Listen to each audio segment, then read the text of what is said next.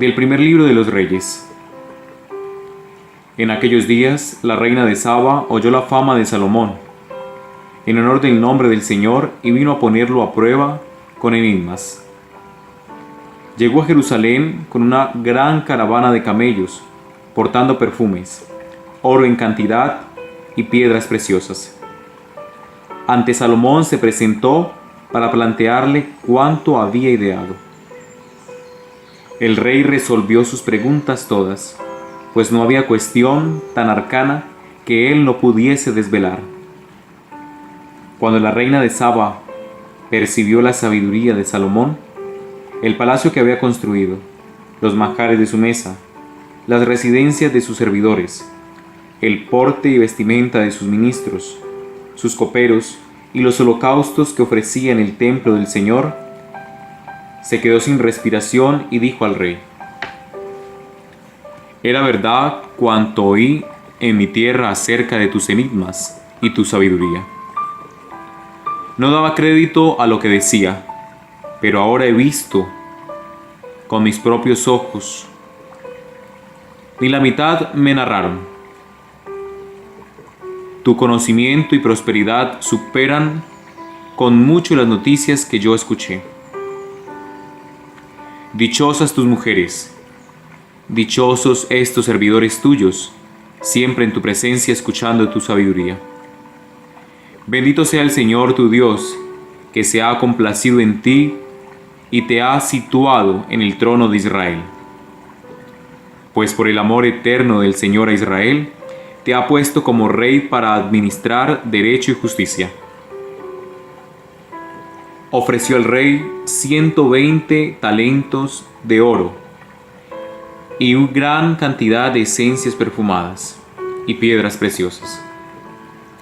Jamás llegaron en tal abundancia perfumes como los que la reina de Saba dio a Salomón. Palabra de Dios.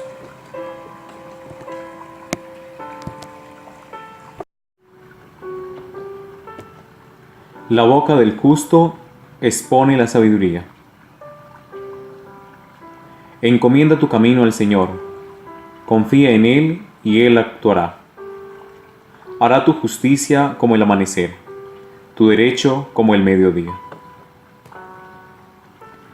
La boca del justo expone la sabiduría, su lengua explica el derecho, porque lleva en el corazón la ley de su Dios, y sus pasos no vacilan.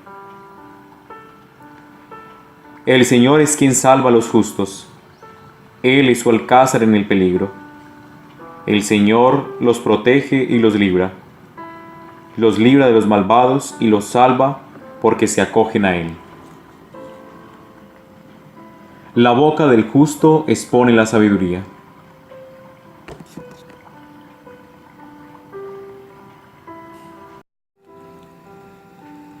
Del Santo Evangelio según San Marcos. En aquel tiempo llamó Jesús de nuevo a la gente y les dijo: escuchen y entiendan todos. Nada que entre de fuera puede hacer al hombre impuro. Lo que sale de dentro es lo que hace impuro al hombre. Cuando dejó a la gente, entró en casa. Le pidieron sus discípulos que les explicara la parábola. Él les dijo: ¿también ustedes siguen sin entender? ¿No comprenden? Nada que entre de fuera puede hacer impuro al hombre, porque no entra en el corazón sino en el vientre y se echa en la letrina. Con esto declaraba puros todos los alimentos. Y siguió: lo que sale de dentro del hombre, eso sí hace impuro al hombre, porque de dentro, del corazón del hombre, salen los pensamientos perversos, las fornicaciones, robos, homicidios, adulterios, codicias, malicias, fraudes, desenfreno, envidia, difamación, orgullo, frivolidad. Todas esas maldades salen de dentro y hacen al hombre impuro. Palabra del Señor.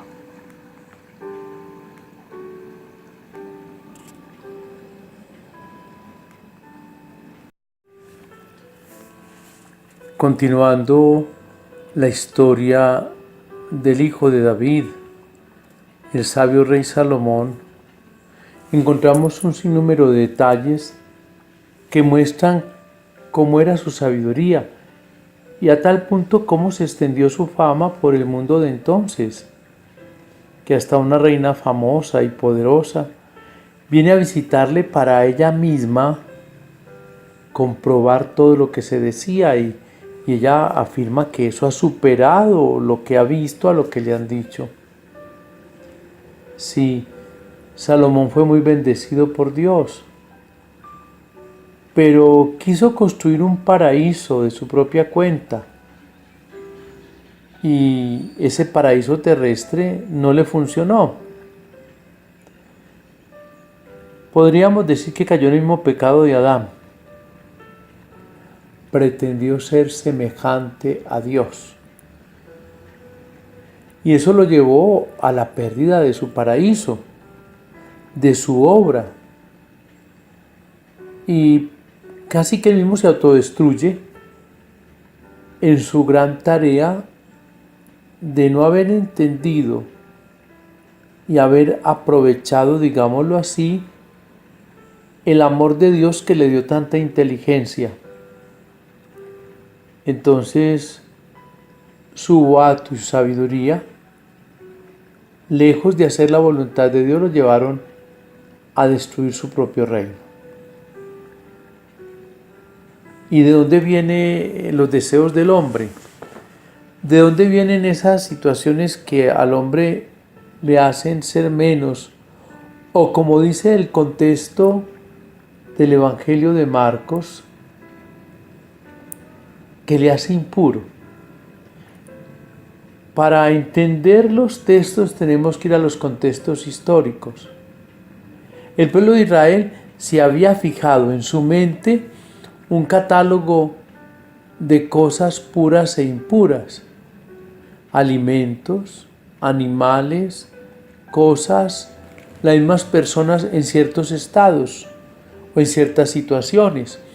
Quien tocara el cadáver de una persona, quien tuviera ciertas situaciones de contacto con ciertos enfermos, la misma mujer al dar a luz, el comer cierta clase de alimentos, el juntarse con cierta clase de personas.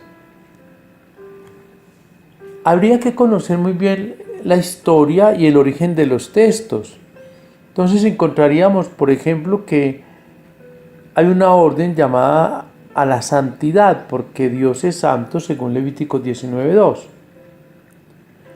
Pero que esto hace crear en torno a ello una lista de pureza e impureza que ya le he advertido, y que esta se afianza y se escribe a pie de letra después del regreso de Babilonia. Esto acontece 800 años más o menos después de la experiencia del Éxodo. Y entonces hay una visión mítico-religiosa de las autoridades eclesiásticas de Israel, donde quieren hacer aparecer precisamente todo esto que hemos citado, que hemos dicho, en los listados que nos puede ofrecer la Escritura, ya desde el Génesis, el Deuteronomio y el libro de los Números, donde encontramos esos listados. Repito, hay que conocer los contextos, en este caso tribales, costumbres provenientes de otros pueblos que no son legítimamente judíos, pero que ellos por el contacto van adquiriendo, y que en la tarea de buscar la pureza y la santidad, porque nada impuro puede haber a Dios, entonces las autoridades religiosas judías escriben estos catálogos de pureza e impureza, olvidando ciertamente una cosa, que el asunto de la pureza no proviene del exterior, sino del interior. Para Jesús todos los alimentos son puros. Hoy todavía seguimos teniendo algunos vestigios, o algunos quieren resucitar esas costumbres de declarar alimentos puros e impuros.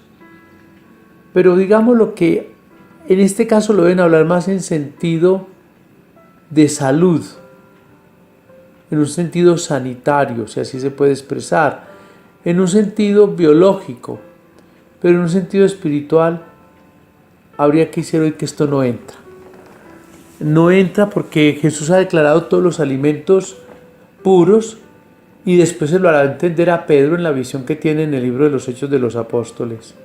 Entonces, ¿dónde radica la pureza o impureza del hombre? En la intencionalidad de lo que sale, no de lo que entra. La religión farisaica, digámoslo así, judía, los escribas, rabinos, etc., hacen creer al pueblo que es lo que viene de fuera lo que hace impuro, mientras lo que sale del corazón con intencionalidad, que es lo que Jesús cita al finalizar el Evangelio, es lo que al hombre verdaderamente hace impuro. Hay que afanarnos más por entender qué tengo yo en mi interior, en mis pensamientos, cuáles son mis deseos, qué es lo que yo quiero, cómo lo quiero, cuáles son mis intenciones y cómo quiero desarrollarlas. Allí es donde puede radicar lo que es puro o impuro en mi corazón. Les invitaría, hermanos, primero a que hiciéramos un listado de lo que yo considero impuro en mi corazón. Envidias, odios, deseos de toda índole, etc. Y lo que yo puedo considerar impuro que me venga de fuera. Quizás hoy podríamos decir las esclavitudes tecnológicas, los vicios de la drogadicción, del alcoholismo, del tabaco. Eso me hace daño. Y eso podría en cierto momento hacerme a mí impuro. Pero es que el deseo de hacer eso me viene de dentro, del corazón. El deseo de fumar, el deseo de las otras situaciones me provienen del fondo de mi alma. Entonces eso es lo que a mí me hace impuro. Saquemos un poco aquellas ideas de trabajar catálogos de clasificaciones y más bien pensemos en purificar corazones. Podemos armar estructuras para preservarnos, pero si no se cambia el corazón del hombre, las estructuras, los preceptos morales, religiosos, eso no va a funcionar. Aquí hay que hacer es desaparecer tantas estructuras ahogantes de injusticia para que venga a aparecer la misericordia y la bondad. El mal no se introduce en el mundo porque sí. El mal llega al mundo porque encuentra a quien lo acepta. Y el mal se instala en el corazón del hombre. Y se va transmitiendo a los otros. Se enseña a odiar, se enseña a hacerle el mal al prójimo, se enseña a hablar mal del prójimo, se enseña a envidiar al prójimo. Entonces, ¿dónde está el origen de lo bueno o de lo malo? En el corazón del hombre. Cuando entendamos eso, hermanos, entonces nuestra vida cambiará. Que el Señor Jesús nos conceda, por la acción de su Espíritu, renovar nuestra mente y nuestro corazón para que verdaderamente tengamos la sabiduría. Una sabiduría que nos manda a construir un mundo de pureza. Una sabiduría que se habla a través de nuestra boca para exponer la grandeza de Dios. Y poder decir entonces con el salmista, la boca del justo expone la sabiduría, pero la sabiduría de Dios, no el parecer de los hombres, que ese nunca lleva a feliz término ninguna empresa, como no llevó a Salomón a construir su paraíso. El paraíso se construye desde el corazón del hombre cuando lo tiene limpio e iluminado por el Espíritu de Dios. Sea alabado Jesucristo. Y la bendición de Dios omnipotente, Padre, Hijo y Espíritu Santo, descienda sobre ustedes y les acompañe siempre. Feliz día en el Señor.